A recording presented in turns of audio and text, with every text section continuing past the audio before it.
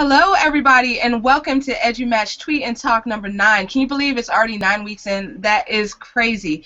We'd like to invite you to follow along with us on this Google Hangout on air, as well as our Twitter with the hashtag EduMatch. This is an interactive tweet and talk, so please tweet along with us as you watch this. Check us out at edumatch.education to sign up to be our featured person of the day. Now, tonight's topic is how to make an unbelievable first day of school. So I wanted to thank our panelists today, as well as our moderator, Michelle, who's going to take it away for us. She brought this to my attention about 3 weeks ago, and there is just so many great conversations that are going to be had this evening. So, Michelle, I'm going to go ahead and kick it over to you. Hello, everyone.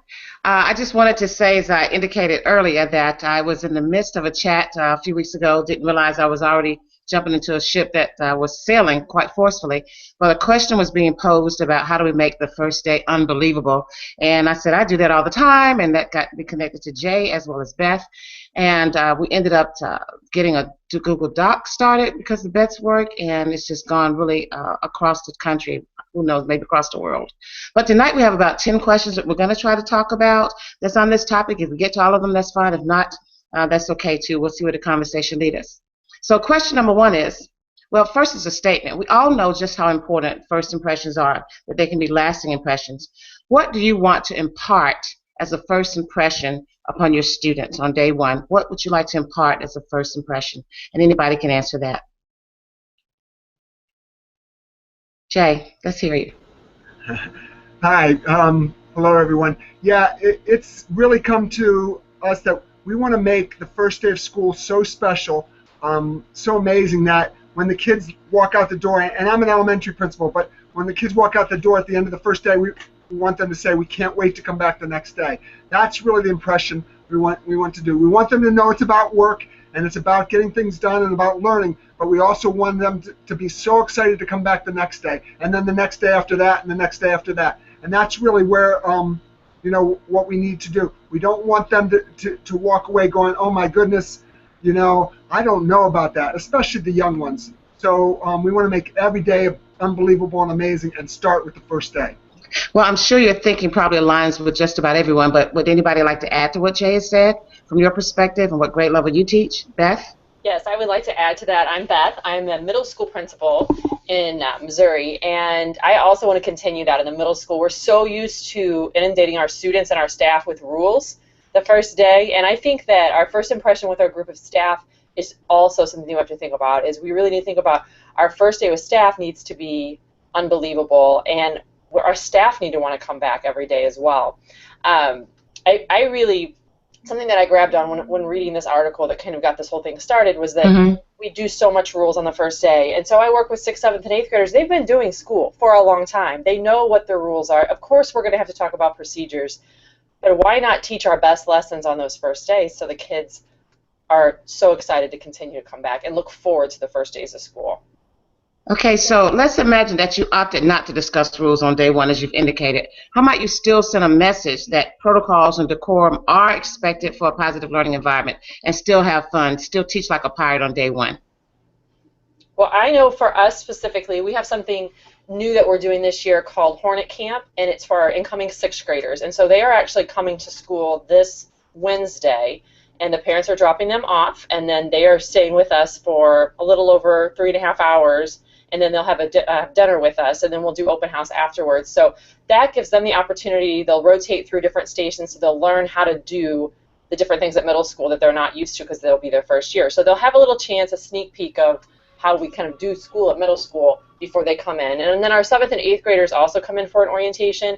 So kind of that flipping the rules and the procedures, they'll be doing that before they come in on the first day, so that when they're actually there on the first day, we get to teach, and we get to, I think we have to empower our students a lot on the first day as well. So we're going to spend a lot of time getting to know them, getting to know their strengths the first day as well, so that we can teach to their strengths. So Amanda, could you tell us a little bit about what grade level you work with and how you'll help shape that impression from day 1? Yes, I am a 3rd grade teacher, and so on day 1, I kind of am going to also flip the rules as well. And so when they come in on Meet the Teacher Night, I'm going to let them take a card that has an augmented reality to videos of what our rules and protocols are for the school, and then let them in my classroom create what the norm should be within our classroom. I'm also a very strong believer in letting the students create their space. So that first day is going to be them, arranging the room how they feel comfortable, decorating the walls with whatever they think will showcase them. I'm going to ask them to bring in pictures of themselves, like this is our home, so make it your home where you feel comfortable. So it sounds as if we're all kind of in the same camp. You're not so much about having all the rules and all the paraphernalia up on the wall from day one. Could you address that, Jay? Yes, well, we're responsive. We follow a responsive classroom model, and really the students are the ones that make the rules. We kind of guide them, but really, if you follow the model, it's not the first day of school that they do it. We're so used to bringing them in and telling them what to do. I'm really hoping that through engaging activities, the teachers will set the routines and the program into place, and the kids will get it through that. As Beth said, most of our kids, except for our kindergartners, and that's a little more difficult because you don't even know those students, but most of our kids have been doing school for, at least 2-3 years, not as long as them, but so they know where to go, where the bathrooms are, things like that. But you can do fun activities even in kindergarten where they can learn those things. You can, how to line up, things like that. There's a lot of activities that aren't rote and don't need to be done boring.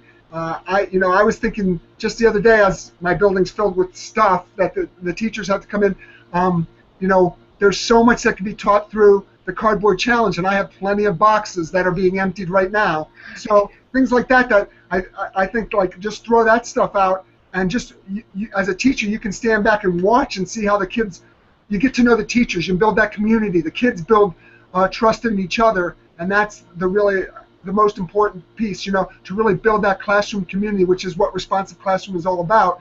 And the students get to know each other, as well as you can kind of stand back and watch and see who your leaders are, who needs to be pushed along, who takes initiative, who has more technical skills, who's more analytical, things like that. So I really feel that's really where, the rules are being taught through that. They really learn those things through that. But then after a couple days, you can sit down with your class and develop what you want those 3, 4, 5 things to be, what your class is really about.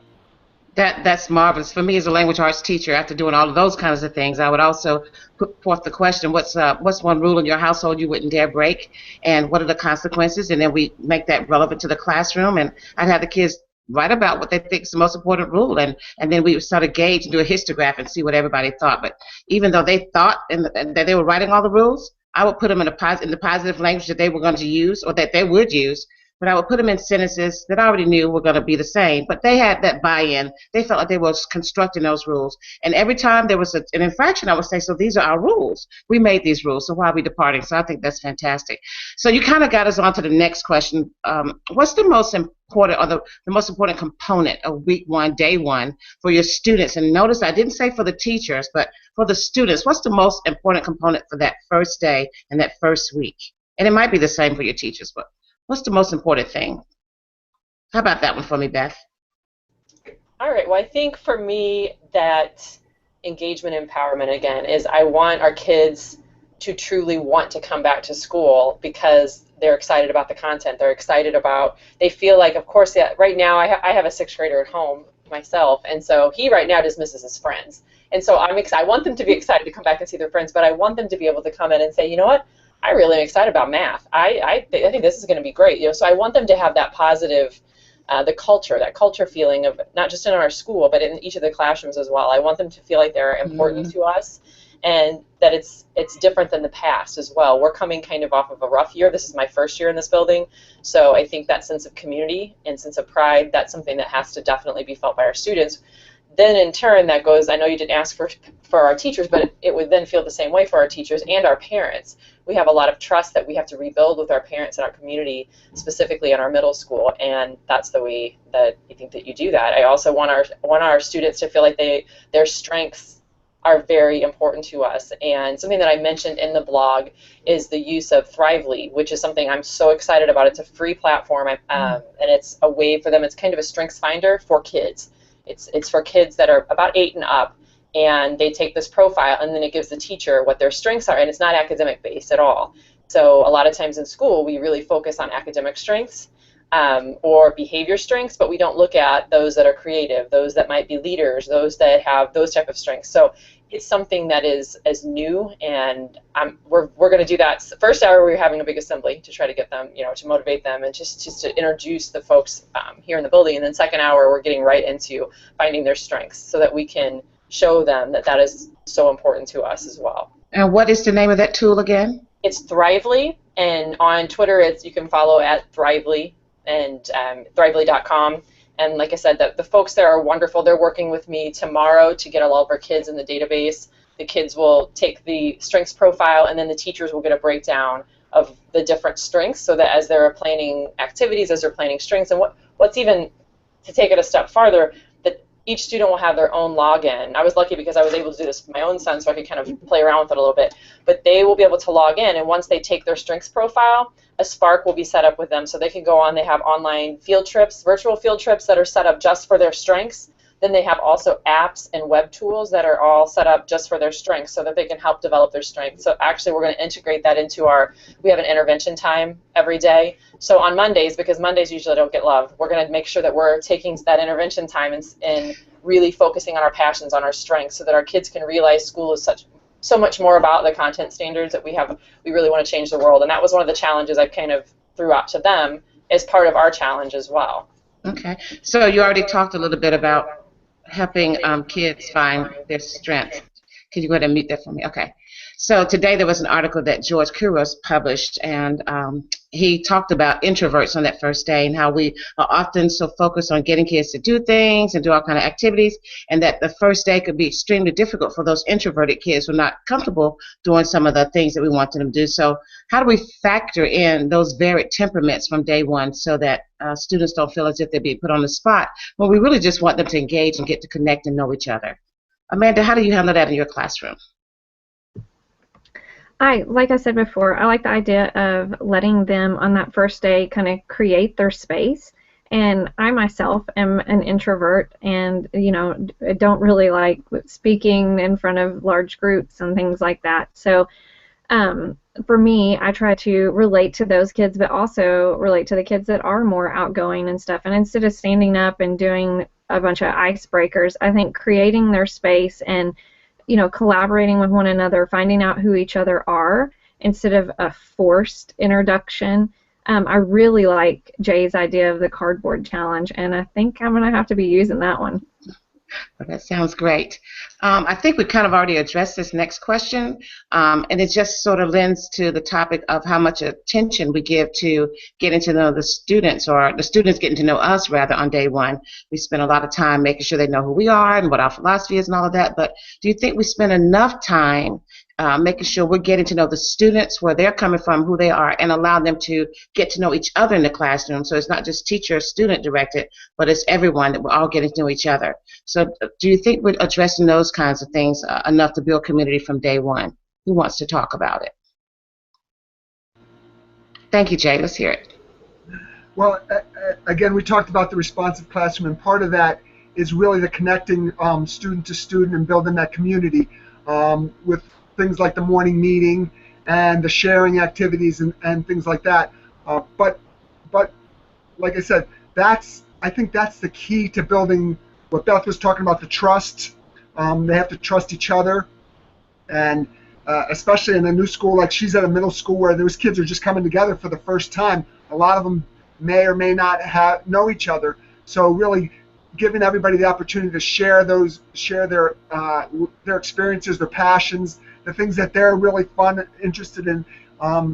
Amanda was talking about the more quiet kids, the introverts, and sometimes giving those kids the platform is a great way to do it. But other times, as she said, they pull back too when they're given that opportunity. So maybe also have opportunities for small groups to work together where they can be, it's not as a large group. Our morning meetings are a large group, but other small group activities like I was talking about with the cardboard challenge or something like that, where you put 2 or 3 kids together and they can really hash things out. Again, that idea just came out of my head when I was walking through the building and saw these boxes. But some of my classes did that last year, and it was just an amazing opportunity just to watch them work and see what came out of it. But yeah, just building that community where everybody feels valued and everybody feels that they have a voice in the classroom, and that's where you get that. We try to do that as a school. One large school, and Beth was talking about having a assembly, and we have also what we call a clap-in, where at the very first day of school, before the kids even go to class, everybody comes to the all-purpose room, and any new students, new staff, all our kindergartners are welcomed with everybody standing up and cheering for them as they walk in. So it's, they give them applause. We call it a clap, and we actually do a clap out at the end of the year when our 3rd graders move to the intermediate school, and any staff leave. But yeah, we do a clap in, which really welcomes everybody. They're like, this is for them. It's for the new kids, or any new students, to really kind of help them feel included too. So thank you, Jay. And I think you've already kind of stepped on the next topic, really, and that is how we make our classroom a learning sanctuary. That's the phrase I like to use, because I think it's so important that our kids feel safe. And some of the things that you're talking about, you already do, Amanda, and each of you helps them to see that that community is a safe place to take risks, because if they don't feel like it's a safe place to take risks, they can't have that growth mindset, and they can't step out of the box and learn new things. So we're going to start wrapping it up here. Would one of you talk a little bit about the Google Doc that was generated by the teachers and how that came about? Would you talk about it, Beth? Yes, I'd be happy to. That's something that I've noticed just with anything we do. I always want to showcase the power of a PLN as well, because I feel like so many times our teachers, administrators, instructional coach, all of us in education can feel isolated at times. So to try to bring out the power of a PLN is huge. And so when this came to be, and I put this in the blog as well, I shared this out with on Voxer, our leadership team here at the middle school. We have a group together, and so I had shared it out originally on there. And they started sharing ideas back and forth together on there. And then I told Jay, I was like, we've got to get this down. We've got to start putting this down on paper. And that's where the Google Doc came from. And so we just, when we've led a couple different chats on this topic, and then we just keep throwing that Google Doc out, and it just keeps getting bigger and bigger. I don't even know what it's up to now. But it's, I mean, we had, the last time I checked, I knew there was well over 15 pages of just ideas. And the Storify from our chats are on there as well, because we really centered our chats around, okay, how can you make that first day unbelievable for staff? How can you make that first day unbelievable for our kids and for our parents as well? We have to remember, if we truly want to increase parent engagement and involvement, it comes with them wanting to be in our buildings, and we are the catalyst for that change. And I certainly don't want to devalue the importance of that. If we had another 15 minutes, we talked just all about parents and how important it is to engage them. But if you wanted our listeners and our viewers to have one takeaway from our conversation today, what would you suggest from your different perspectives as administrators, as teachers? What would be one thing you want them to take away from our chat today? Amanda, as a teacher, what would you want them to take away? I think that the biggest takeaway is that you don't have to stand in front of the room and tell kids what school's going to be like. Show them. Let them experience. It doesn't have to be told. Things don't have to be posted on the walls when they get there. Let them create their space and let the kids be comfortable and build relationships. Jay? Yeah, can you hear me? Yes. You hear me? Yes. Yeah. Okay. The one thing, what Amanda said really is empower the students to trust and take charge of the school, to feel comfortable taking risks, and to really make school a place that is theirs, is really theirs. That's really what I'm hoping that they get from me. And Beth, I think you may have posted an image or a poster on your blog about we want schools to be a place that kids want to run to, not run from. Was that on your site that I saw? Yes. Yes, that's kind of my personal mission, and that's truly what I want to build every day. And for most of you that know me or that follow me on Twitter, I so believe in the Teach Like a Pirate philosophy, which is all about creating a place you know, making every day an experience. And sometimes people, I think Amanda did such a nice job of explaining this earlier too, we are all pirates in our own way, and sometimes soft and quiet, that doesn't mean that you can't make an experience out of that. And so just making sure that you are your own kind of pirate when you're teaching, when you're leading, when you're doing whatever you're doing to make school unforgettable for our kids. Sarah, I'm going to give this ship back to you. You got to unmute, Sarah. Okay. I just wanted to thank y'all so much. This has been amazing. Such an amazing discussion and so timely with so many of us going back to school either this week or the following week or a couple weeks after that. So great job. Just wanted to thank you, Michelle, for moderating this chat. Fantastic job. And I wanted to thank Beth and Amanda and Jay for being here with us and sharing their fantastic insight. Also wanted to thank everyone who was tweeting with us during the presentation. I was trying to keep up. Y'all were going too fast for me, so lots of conversation on Twitter as well. That was fantastic. So this Twitter chat will be storified, and just look out for that link. In addition, it will be available as an iTunes podcast, the Google Hangout part. So you can subscribe by going to bit.ly/EduMatch podcast. So make sure to come back next week where we're going to have moderator Franz Davis here and talking about giving credit where credit is due, and you might see a familiar face or two back on the panel next week. And speaking of being a panelist, then go to our Hangout page, bit.ly/tweettalk10 for next week if you're interested in being a panelist. And we will definitely have you join us. Anyone who has any experience or insight on a topic can feel free to sign up. So definitely join us next week. Same bad time, same bad channel. So everybody have a great night, and thanks for hanging with us. Bye, everybody. Bye. Thank you.